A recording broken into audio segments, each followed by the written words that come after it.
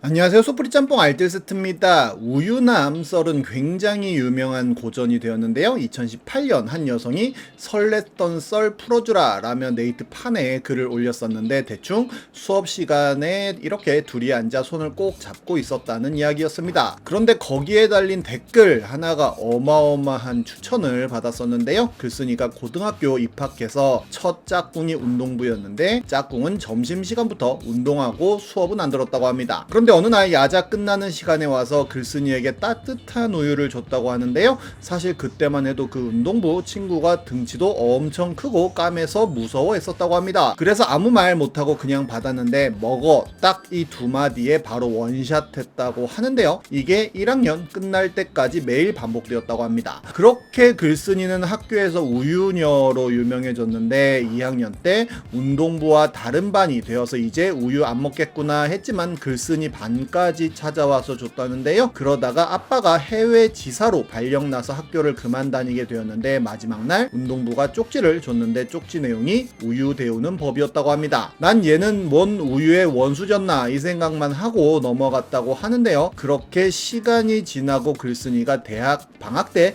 유럽 여행을 갔는데 우연히 그 운동부를 만났다고 합니다. 진짜 딱 보는 순간 알았고 너무 반가웠다는데요. 그날 저녁을 같이 먹기로 했는데 또 따뜻한 우유를 가지고 왔다고 합니다. 그래서 너 왜 자꾸 나한테 우유 주냐고 물어봤다고 하는데 너 불면증 있잖아 라고 대답했다는데요. 그래서 글쓴이가 뭔 소리야 라고 했더니 고등학교 때 처음 학교 가면 자기소개서 이런 거 쓰는데 거기에 글쓴이가 불면증이 있다고 쓴 걸 봤다면서 그러면서 요즘은 잘 자 너 외국 가서 또 못 잘까봐 걱정됐는데 라고 했다고 합니다. 이 순간 진짜 눈물이 나면서 엄청 설렜다고 하는데요. 그리고 이번 4월에 결혼을 하기로 했다고 하네요. 이번엔 이렇게 이제 추워진 날씨에 마음이 말랑말랑해지는 설렘 썰들을 모아봤습니다. 그럼 한번 볼까요? 첫 번째는 고려대 유자차남 썰입니다. 고려대 대나무 숲에 올라왔던 글인데요. 글쓴이는 남자인데 그는 중학교 때부터 목표 대학은 연세대였다고 합니다. 연세대 출신 아버지, 이화여대 출신 어머니, 연세대로 진학했던 친형, 외도 친가와 외가에도 연대 출신 친척 분들이 꽤 많으셨고 집도 신촌 근처였기 때문이라고 합니다. 가족과 친척들은 무조건 연세대로 가라고 했고 그들의 부탁은 어느새 글쓴이의 의지가 되어 있었다는데요. 고3이 되고 처음으로 본 3월 모의고사 점수도 연세대 적정이었다고 합니다. 그렇게 연세대 가는 게 일종의 신념이 되어갈 즈음 3월 모의고사가 끝나고 등록한 수학학원 때문에 그 신념이 산산조각 났다고 하는데요. 5월 초쯤 선생님이 여자 조교 한 명을 소개해 주었는데 주말에만 나올 거고 간단한 질문이나 입시 상담을 도와주는 보조 강사 정도로만 생각하면 된다고 했다고 합니다. 조교의 나이는 20살이었다고 하는데요. 아무런 생각이 없었는데 주말에 자습을 하러 학원에 갔다가 모르는 미적분 문제가 나왔고 20분을 끙끙 대다가 그 조교에게 가서 알려달라고 부탁했다고 합니다. 조교는 깔끔한 설명으로 글쓴이가 간과했던 부분을 자연스럽게 이끌어내고 조곤조곤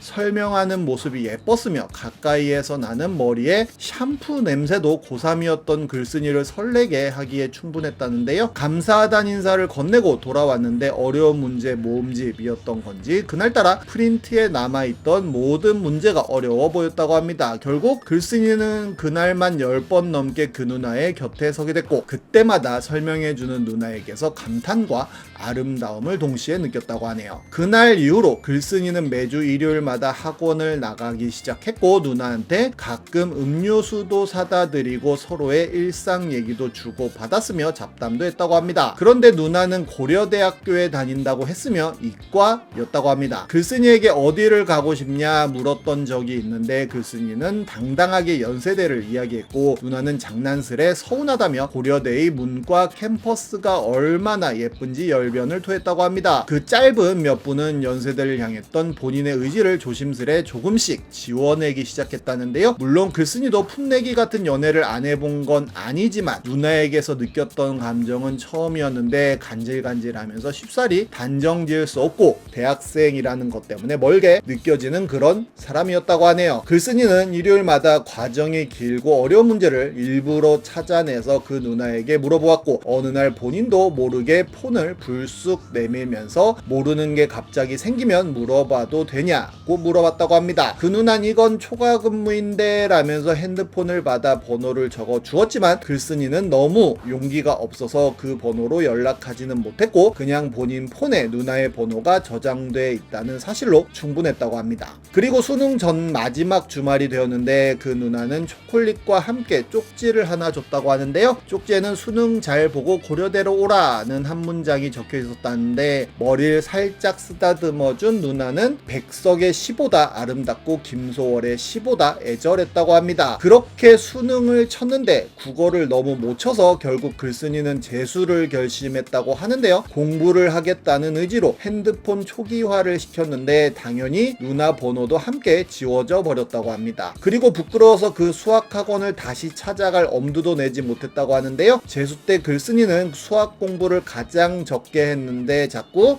어려운 문제를 마주치면 누나의 글씨체로 쓰인 FX가 눈앞에 아른거렸고 본인의 상상과 섞인 샴푸 내음이 코를 간지럽혔다고 합니다. 그렇게 정신없이 누나를 생각하고 공부하고 누나를 생각하고 공부하고를 지내는 와중에 들은 노래가 브로콜리 너마저의 유자차였다고 하는데요. 그렇게 다시 수능을 쳤는데 다행히 성적이 잘 나왔고 아버지는 드디어 두 아들을 연세대에 보내게 되었다며 눈물을 보이며 기뻐하기까지 했다고 합니다. 그렇게 원서를 써야 하는 한겨울이 다가오고 원서 접수 첫날 사이트를 켰는데 연세대의 모든 학과에 지원 가능하다는 글자를 보고 허공에 주먹을 내지르기도 했다는데요. 연세대 원서를 쓰려고 이름을 친 순간 당시 끼고 있던 이어폰에서 랜덤 재생으로 유자차 노래가 흘러나왔다고 합니다. 그때만큼은 이게 운명인가 라는 착각을 하였고 본인도 모르게 코트를 걸쳐 입고 고려대역으로 갔다고 합니다. 그렇게 그는 고려대 캠퍼스를 돌아봤는데 코에서 누나의 샴푸 내음이 나는 느낌이었다는데요. 집으로 돌아와 아버지와 형에게 고려대를 쓸 거라고 말씀드렸고 그렇게 고대에 입학했다고 합니다. 그는 일부러 이과캠에서 열린 강의를 신청해서 그 누나를 보려고 했지만 결국 만나지 못했다고 하는데요.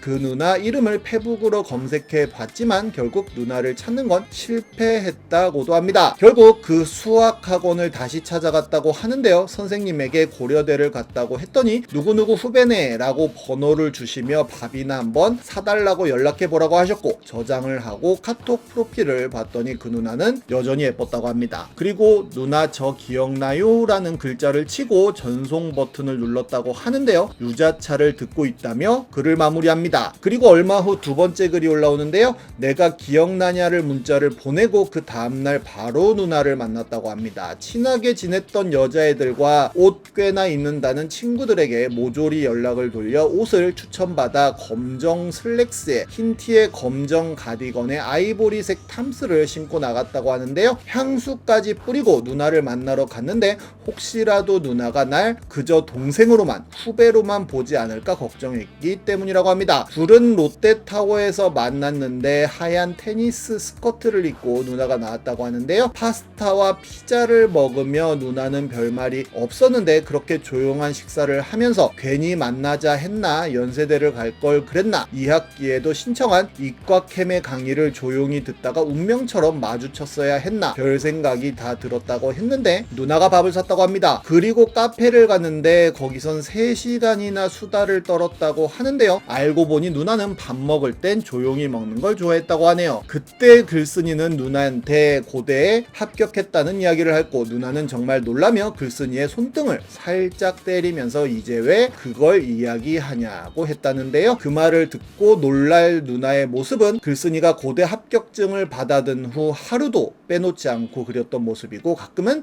꿈에도 나왔지만 실제로 본 누나의 놀란 모습은 역시나 훨씬 아름다웠다고 합니다. 누나는 왜 고대에 온 거야? 왜 이렇게 늦게 말해준 거야? 왜 소개팅이랑 미팅을 한 번도 안 나갔어? 왜 굳이 이과캠 강의를 듣는 거야? 4가지 질문을 했다는데 그 정답은 모두 본인 앞에 있었다고 합니다. 하지만 너무 떨리고 부끄러워 대답할 수는 없었다고 합니다. 그리고 정말 떨리는 마음으로 혹시 누나는 남친이 있냐고 물어봤다는데요. 아무렇지도 않게 물어봤다고 생각했지만 입술과 손이 파르르 떨렸고 나중에야 안 사실이지만 그 누난 그런 걸 모두 알아봤다고도 합니다. 합니다. 살짝 웃으며 없다고 답한 누나의 말은 살면서 절대 잊을 수 없는 것 중 하나가 돼버렸다는데요. 슬슬 저녁 시간이 다가오고 이제 그만 일어설까라는 말을 꺼낸 누나의 손을 글쓴이는 살짝 잡았고, 결국 처음 누나에게 질문한 날부터 누나를 좋아했다며 아까 누나의 질문에 대한 모든 답이 다 누나라고, 무엇보다 고대에 온 건 누나를 좋아했고 앞으로도 좋아할 것이라고 이야기를 했다고 합니다. 그러자 누나는